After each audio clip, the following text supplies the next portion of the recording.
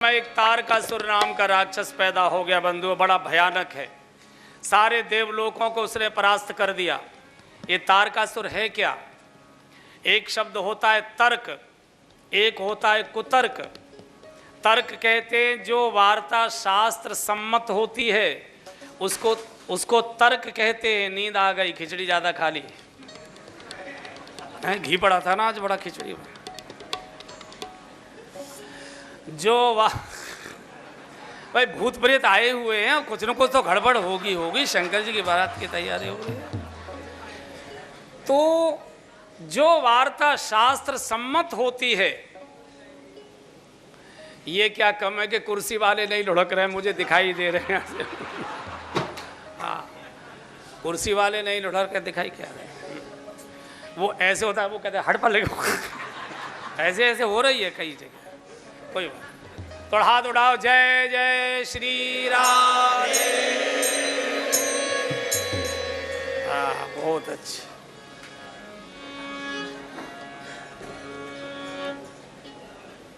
तर्क, तो जो वार्ता शास्त्र सम्मत होती है उसको तर्क कहते हैं, और जो शास्त्र के विरुद्ध मनमाने सिद्धांत होते हैं उसको कुतर्क कहते हैं। तर्क जब असुर का रूप धारण कर ले उसको तारकासुर कहते हैं। और ये कब पैदा हो रहा है?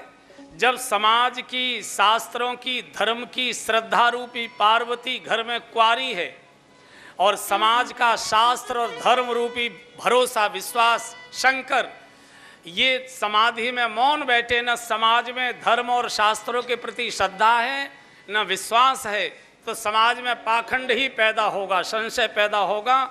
और देवता पुण्यों के प्रतीक हैं, ये सारे पुण्यों को परास्त कर देंगे, सबको नष्ट कर देंगे। हाहाकार मच गया। ब्रह्मा जी ने देवताओं से कहा ऐसे नहीं मरेगा। कैसे मरेगा? बोले शंभु शुक्र संभूत सुत, शंकर जी के शुक्र से उत्पन्न पुत्र के द्वारा ही इसकी मौत हो सकती है। जब तक श्रद्धा और विश्वास का मिलन नहीं होगा, जब तक श्रद्धा और विश्वास का पाणि ग्रहण संस्कार नहीं होगा, और श्रद्धा और विश्वास के मिलन से जब समाज का सच्चा पुरुषार्थ रूपी कार्तिकेय प्रकट नहीं होगा, तब तक समाज का पाखंड दूर नहीं होगा। आप ऐसा करिए, पहले शंकर जी की समाधि खुलवाइए, फिर शंकर जी की शादी करवाइए, फिर उनके पुत्र प्राप्ति तक की प्रतीक्षा करिए, तब ये तारकासुर। देवताओं ने कामदेव बुलाया और कामदेव का बहुत स्वागत सत्कार किया, बहुत स्वागत सत्कार किया। बड़े बड़े सुंदर उपदेश किए। इस समय राष्ट्र पर संकट है, देवलोकों पर संकट है, और आपकी इस समय आवश्यकता, राष्ट्र आपका बलिदान मांग रहा है। आपको कैसे शंकर जी की समाधि खोलनी। कामदेव ने कहा देवताओं तुमको मालूम है शंकर जी की समाधि खोलने का क्या मतलब है? बोले हाँ मालूम है। क्या है? बोले आपका राम नाम सत्य हो जाएगा। तो बोले आप मुझे मारना चाहते? बोले मारना नहीं चाहते, अमर करना चाहते। मरना तो है ही। अगर तुम राष्ट्र के लिए बलिदान करोगे, चौराहे चौराहे पर तुम्हारी मूर्तियां लगवा देंगे, तुम्हारे नाम से छुट्टी करवा देंगे, कैलेंडर छपवा देंगे, तुमको अमर कर देंगे, इतिहास में तुम्हारा नाम लिखवा देंगे। कुछ गरम गरम भाषण, कुछ दैव गति, कुछ हरि इच्छा, कामदेव तैयार हो गया और आ गया अपने संकल्प के बाण लेकर। 5 प्रकार के बाण होते हैं कामदेव के पास। 5 बाण सजाकर कोप्यऊ जबे बारचर केतु, छनमय मिटे सकल श्रुत सेतु। जैसे ही कामदेव ने अपने संकल्प का पहला बाण छोड़ा, ब्रह्मचर्य स्खलित होने लगे, शास्त्र की मर्यादाएं टूटने लगी, सदाचार दुराचार में बदल गया, सारी सृष्टि में भगदड़ मच गई। और क्या परिस्थिति हो गई? गोस्वामी जी ने लिखा है कि भय काम वश योगी तापस पावरिन की वो कहे, भय काम वश योगी तापस पावरिन की वो कहे, देखई चराचर नारी मैं दे ब्रह्ममय देखत रहे, देखई चराचर नारी मैं दे ब्रह्ममय देखत रहे। अवला विलोकहि पुरुषमय जग पुरुष सब अवलामय, अवला विलोकहि पुरुषमय जग पुरुष सब अवलामय। दुई दंड भरि ब्रह्मांड भीतर काम कृत कौतुक अयम, दुई दंड भरी ब्रह्मांड भीतर, काम कृत कौतुक अयम। दुई दंड भरी ब्रह्मांड भीतर, काम कृत कौतुक अयम। कितनी भयानक स्थिति पैदा हुई होगी, कल्पना करिए।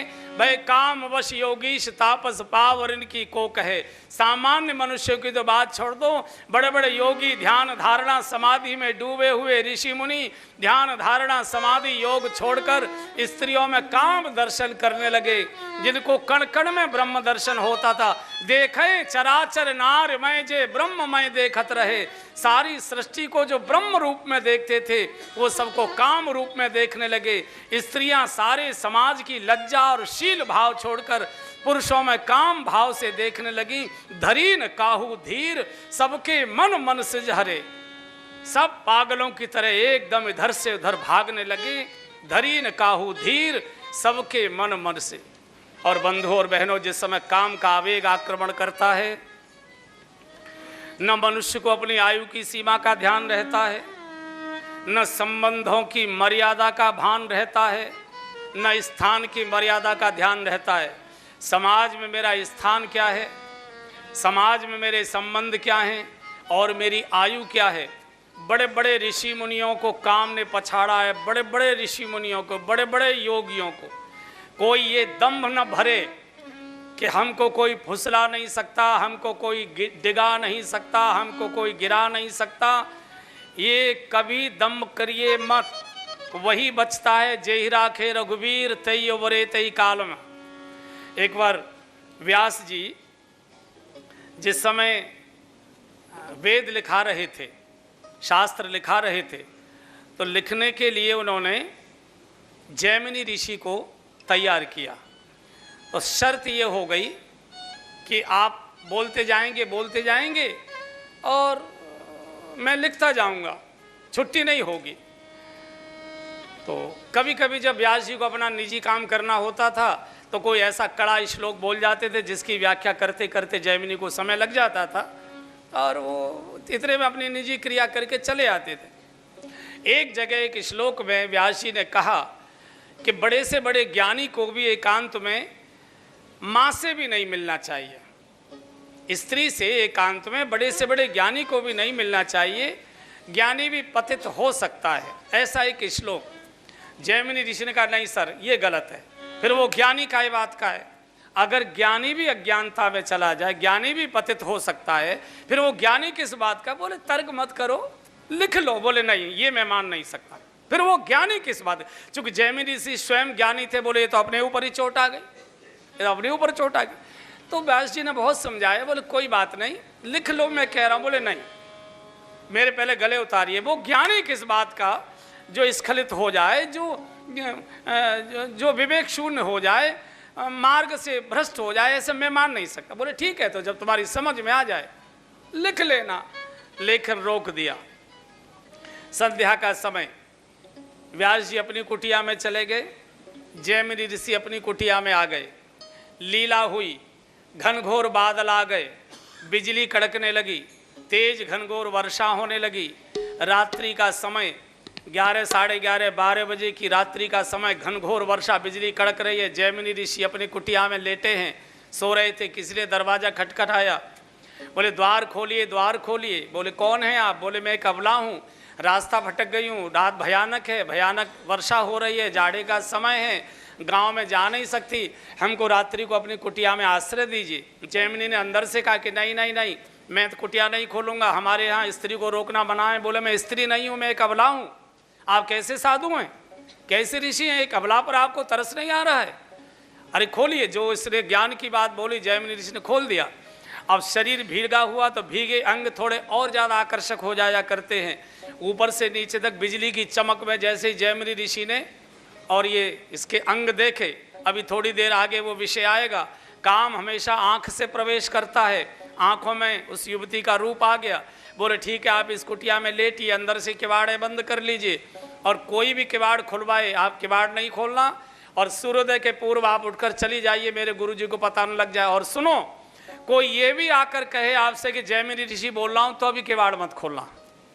बोले मुझे क्या करना है, मैं क्यों खोलूँगी।